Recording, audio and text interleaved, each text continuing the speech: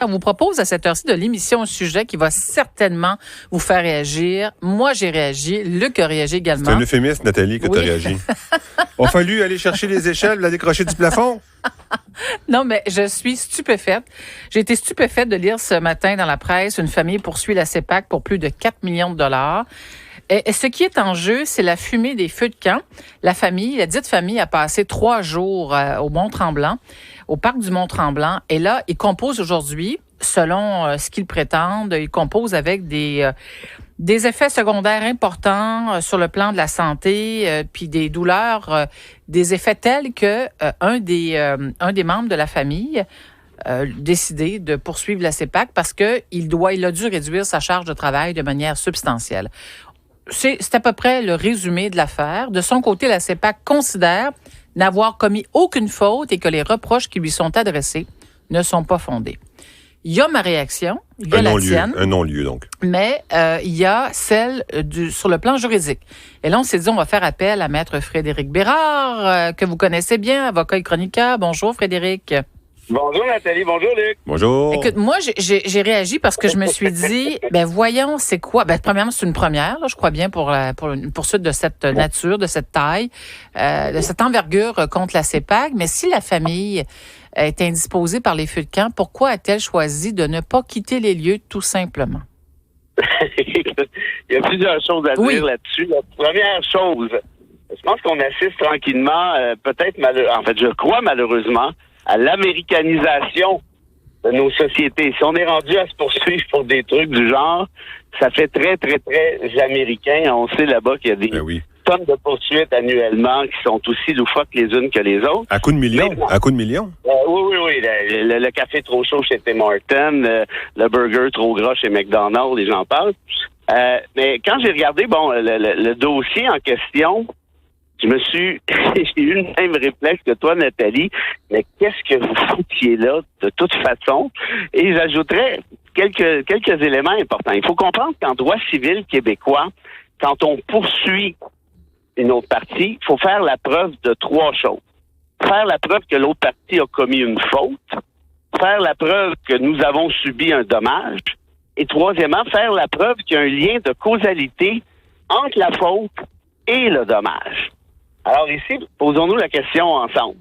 Est-ce qu'il y a une faute à la CEPAC? Il y a des gens, imaginez-vous donc, qui ont fait des feux de camp. Ouais, c'est parce qu'ils sont dans le bois. C'est un cadre contrôlé, avec, j'imagine, des endroits précis pour le faire. Est-ce que la famille en question a elle-même fait des feux de camp? Ça, l'histoire ne le dit pas. On ose croire que non. Alors, est-ce qu'il y a vraiment une faute comme telle, sachant qu'aussi, il y a une autre théorie qui s'applique en droit civil, qui est celle-ci, la théorie de l'acceptation des risques. Si tu as les poumons qui sont fragiles à la base, puis tu t'en vas dans un endroit comme celui-là, tu sais qu'il y a peut-être un risque pour toi. Mais tu l'acceptes par définition, t'es là. C'est pas une surprise que dans le bois, l'été, des gens font des feux de camp. Alors, est-ce qu'il y a une faute? Je pense pas. Le dommage, clairement, il y en a un seul. Ça restera à être prouvé, mais je remets pas ça en doute. Mais l'autre affaire, c'est est-ce qu'il y a un lien de causalité, même s'il y avait une faute? Est-ce qu'il y a donc un lien entre cette même faute-là et le dommage lui-même? Ça, c'est loin d'être clair, parce qu'ils sont restés 3 jours. Ils sont quand même pas allés s'asseoir dans un volcan pendant 2 mois non plus, là. Donc, est-ce que c'est suffisant pour démontrer le lien de causalité? Est-ce qu'ils vont devoir faire cette preuve-là? La réponse, évidemment, c'est oui. Par expertise médicale. Et moi, je te dirais qu'à l'œil, à première vue, comme ça tient avec de la broche, et ça, c'est au mieux. Mais Frédéric, est-ce que ça se peut que la stratégie de la famille, alors, ça soit d'obtenir une entente hors cours? Parce que, comme ce que tu dis, c'est un non-lieu. Là, ça va être trop difficile de prouver que c'est la fumée du Mont-Tremblant qui est rentrée dans leurs poumons et que leurs poumons étaient en pleine santé avant d'arriver sur le site, puis ils ne l'étaient pas, et puis qu'ils n'avaient pas l'information, et puis que c'est une faute. Donc, tout ça, ça me semble impossible. Mais est-ce qu'ils vont pouvoir arriver à dire il y a suffisamment de responsabilité de la CEPAC pour que vous nous donniez un petit sang? Disons que tu es l'avocat de la CEPAC, Luc. Qu'est-ce que tu proposes à ta cliente? Non-lieu. Tu contestes la version du poursuivant, évidemment. Tu n'as rien à te reprocher. Ça va de soi faire des feux de camp lorsque tu vas dans un parc national, à moins qu'il y ait une interdiction d'en faire. Moi, ce que je dis tout simplement, à ma cliente qui est la CEPAC dans un cas comme celui-là. J'ai dit, attention, là, si on règle hors cours avec Monsieur X, on vient de créer nécessairement une espèce de buzz, là. Évidemment, un règlement hors cours, c'est confidentiel, ça va. Mais reste que, on peut aller voir au dossier de la Cour et on peut comprendre qu'il y a eu un règlement. Et donc, s'il y a un règlement, il y a des chances que la CEPAC ait accepté de... Et donc, de ce fait-là, tu viens de dire à n'importe qui, poursuivez-moi pour n'importe quoi. Ouais. Donc, je crois ici que la CEPAC va se défendre jusqu'au bout, bec et ongle, fort probablement, histoire d'éviter cette espèce de précédent-là, qui, franchement, est assez dangereux, merci, là. Parce que, je veux dire, à un moment donné, si on commence à se poursuivre pour des trucs d'une évidence comme celle-là, c'est-à-dire, ben oui, il y a des feux, imaginez donc, en forêt l'été, puis ça fait de la fumée, ben là, c'est parce qu'on assiste, ce que je vous expliquais d'entrée de jeu, à l'américanisation de nos sociétés et aussi du système de justice, du système judiciaire, et peut-être qu'on veut éviter ça. J'essaie de faire preuve de magnanisme envers la famille qui a fait la poursuite. Là, c'est pas notre réflexe initial, comme on l'a vu à tous les trois, mais est-ce que son objectif, c'est de faire changer les choses? C'est-à-dire, moi, je suis allé dans un camping, je te jure que c'était irrespirable. C'était comme, je sais pas, je suis allé au pic d'utilisation. Tout le monde avait fait un feu, puis t'as l'impression d'être dans une guimauve géante en plus, parce que tout le monde mettait fumé. Écoute, je me suis couché dans la tente, là, puis... Ça sentait. Non, j'avais la chance que la fumée commençait environ à un pied du sol. Okay. Mais dès que je levais la tête, là, c'était épouvantable, mais c'est dangereux pour la santé, pour vrai. Là, c'est respirer de la fumée aussi intense, c'est dangereux. Et donc, est-ce que l'objectif de la famille, ça serait, bon, réveillez-vous, il y a des fois des densités de fumée qui doivent être mesurées, et vous le faites pas? Ben, deux choses. Moi, je connais pas beaucoup de citoyens québécois qui entreprennent un processus judiciaire de plusieurs années qui va leur coûter la peau des fesses, surtout partant de la prémisse que leurs chances de gagner sont très minimes, pour le simple plaisir d'alerter la population et d'essayer de faire changer les choses. Ça existe, mais disons que c'est rarissime. Là, surtout, quand on regarde le montant en question, on parle de 4 millions. Dans la fourchette des dommages pouvant être réclamés au Québec, là, c'est beaucoup d'argent, là, déjà à la base. Donc, moi, je pense qu'ils sont plutôt là, écoute, c'est à eux de le dire, là, ils sont plutôt là pour compenser un dommage qu'ils prétendent avoir subi basé sur la faute et l'incausalité, comme j'expliquais. Mais la deuxième affaire, moi aussi, je vais faire preuve de générosité envers eux en soulevant le doute suivant. J'entre dans ton équipe pour l'instant, Luc, en disant ceci. Il est possible que la CEPAC ait une certaine obligation d'information de cette clientèle en disant, regardez, les feux de camp peuvent causer certains dangers, certains problèmes, certains ci, certains ça. Peut-être que la CEPAC aurait donc à publiciser davantage l'écosystème dans lequel on se trouve quand on fait du camping, par exemple, dans ce cas-ci. Et donc ça, peut-être que oui. Peut-être que ça peut être un élément, surtout que, d'après les petites recherches que j'ai faites, en 2013, la CEPAC avait émis un communiqué à cet effet-là disant « Les feux de camp peuvent causer certains problèmes pulmonaires, on doit être prudent là-dessus, patati patata ». Alors peut-être qu'elle n'a pas suffi à son obligation d'informer sa clientèle. Ça serait, je te dirais, la porte de sortie. Oh, ouais. Mais d'ailleurs, dans l'article de la presse qui a consulté le document là, qui a été déposé à la Cour supérieure, c'est un des arguments évoqués par les poursuivants. En même temps. Ils affirment que la société d'État savait que l'exposition à des concentrations élevées de fumée de feux de camp avait des effets néfastes sur la santé. Ils n'ont pas été informés. Oui, bon, c'est ce que je disais tantôt. Là, ça a vraiment des impacts. D'ailleurs, le réchauffement climatique, là, dites-vous que ça passe surtout, les effets sur la santé passent surtout par la fumée des feux. Mais quand même, t'es Québécois, comme tu dis, là, puis même si t'es pas Québécois, mettons que t'es juste un peu l'autre bord de la frontière, tu sais que quand tu fais brûler des bûches, ça il y a de la fumée. Ben oui. Puis je sais pas si t'es déjà... Quand tu vas dans un camping... T'as-tu vraiment besoin d'être informé du fait que quand tu fais brûler des bûches, il y a de la fumée? Non, puis l'autre chose, quand tu vas dans un parc de la CEPAC, il y a des terrains de camping, puis sur le terrain de camping, il y a un endroit pour faire un petit feu. C'est à ça que ça sert, le rond en pierre? C'est ça que c'est à Moi, ça je pensais que c'était un rangement pour les frisbees. Pour ton cadeau. Ah oui, exactement. Oui, Frédéric, oui. C'est pour ça que je disais que la porte de sortie, peut-être, c'est celle-là, puis vous voyez le scepticisme. Pourquoi? Parce que si on est vraiment obligé d'informer la population d'évidence. Et l'évidence ici, c'est que si tu respires de la fumée d'un feu pendant X jours, peut-être que oui, tu as un risque si tu as une prédisposition X, Y, Z d'un point de vue pulmonaire. Mais ça, techniquement, comme l'expliquait Luc, ça se sait déjà. Donc, est-ce que vraiment on va imputer ça comme étant une faute à la CEPAC? J'ai de très gros doutes là-dessus.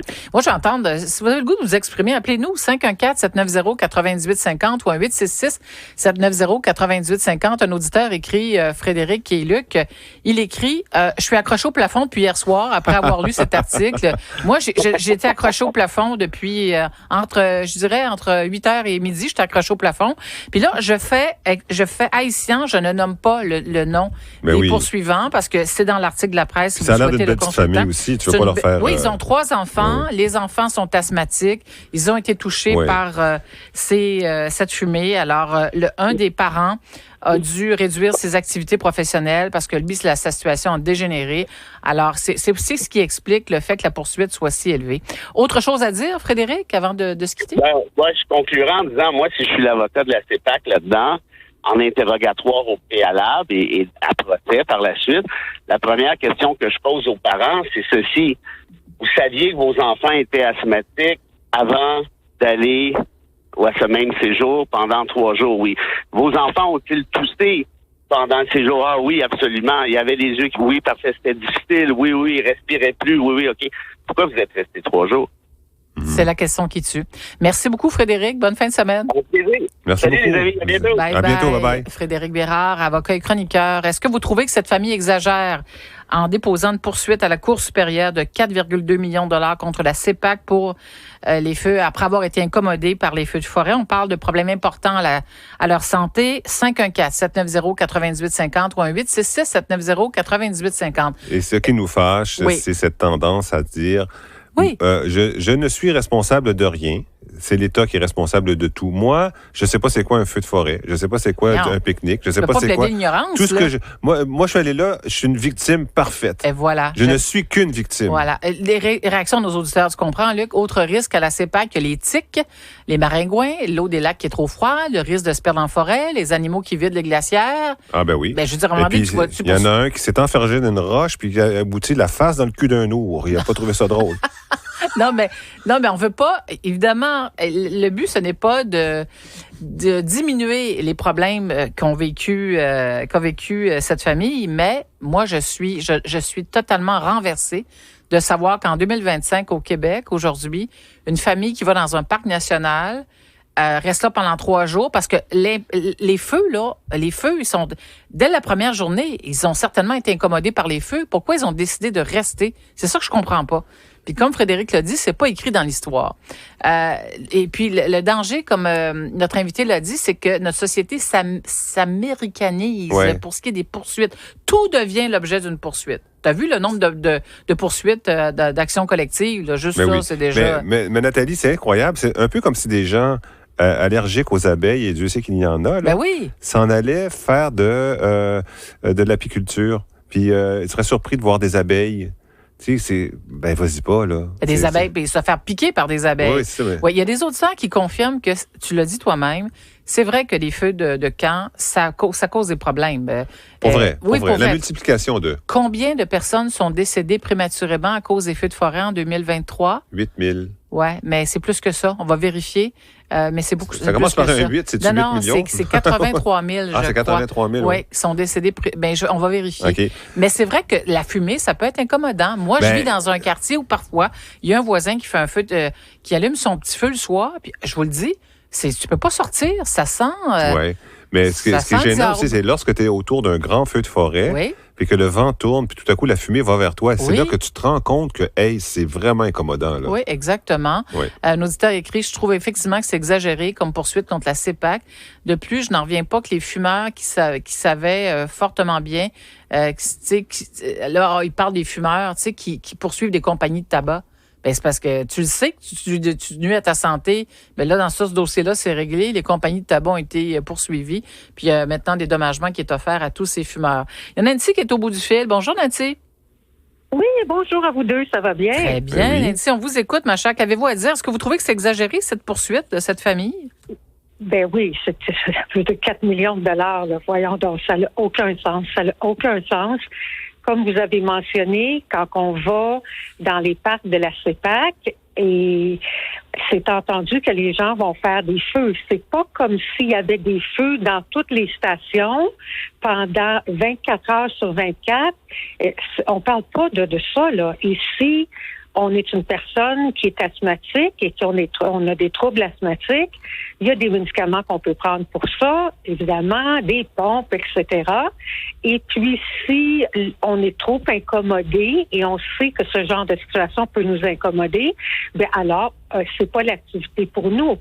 Moi, je vais vous dire, là, je suis une personne qui cherche toujours, je suis quelqu'un qui voit le verre à moitié plein au lieu d'à moitié vide. Mais je trouve que récemment, que ce soit l'histoire des parfums, etc., je trouve que j'ai honnêtement un peu de difficulté à comprendre, mais on dirait que les accommodements raisonnables pour tout et rien, ça s'en vient un tantinet déraisonnable. Ça, c'est mon point de vue à moi. Très intéressant. Merci beaucoup, ma chère. Merci infiniment. Oui, et bonne continuation d'émission. Merci très beaucoup. intéressant. Merci. Bonne fin de semaine. Mélanie nous écrit, je suis allergique aux noix et aux arachides. Je ne vais pas dans les restaurants asiatiques et je ne leur demande pas de changer leur menu. Il y a un auditeur, j'ai trouvé ça très bon. C'est un camionneur. Il nous écrit, n'oubliez pas que sur les boîtes de sèche-cheveux, la boîte d'un séchoir à cheveux, c'est écrit de ne pas utiliser sous la douche. Mais c'est vrai, ça. Tu sais, les avertissements qu'il y a des fois, là, c'est peut-être dû à ça. C'est peut-être qu'il y a des gens qui poursuivent pour un oui ou un non. Oui, peut-être, effectivement. Ouais. Mais là, on se demande où est-ce qu'on s'en va comme société. Puis Nancy soulève l'enjeu de la tolérance entre nous. Moi, je te dis, il y a quelque chose qui m'échappe dans cette histoire-là. Je ne comprends pas. Mais ça va. Pourquoi c'est une cause intéressante? Parce qu'elle va faire jurisprudence si la Cour donne raison à cette famille, oubliez ça. Bien là, premièrement, je suis convaincue que le gouvernement va aller en appel, mais c'est clair que ça va faire jurisprudence. Absolument. Puis la fois suivante, ça va être de dire mes enfants sont venus de l'école, il y avait les doigts gelés, j'aurais dû les mettre dans le toaster parce que c'était pas écrit. Puis ils ont pogné un choc électrique. Je comprends. Là, il y a toutes sortes d'exemples. Bon, mais évidemment, il y en a qui considèrent que la famille semble profiter de la situation. Puis encore une fois, on ne veut pas minimiser les impacts avec lesquels ils doivent composer sur le plan de la santé. Je dois poursuivre le ministère des Transports. C'est écrit 70 km/h sur le métropolitain, puis c'était bouché. Un autre auditeur qui dit, j'ai eu un coup de soleil, à qui on peut poursuivre? À qui on peut poursuivre? J'envoie l'huissier à quel endroit, auprès de qui? Merci pour vos nombreuses réactions.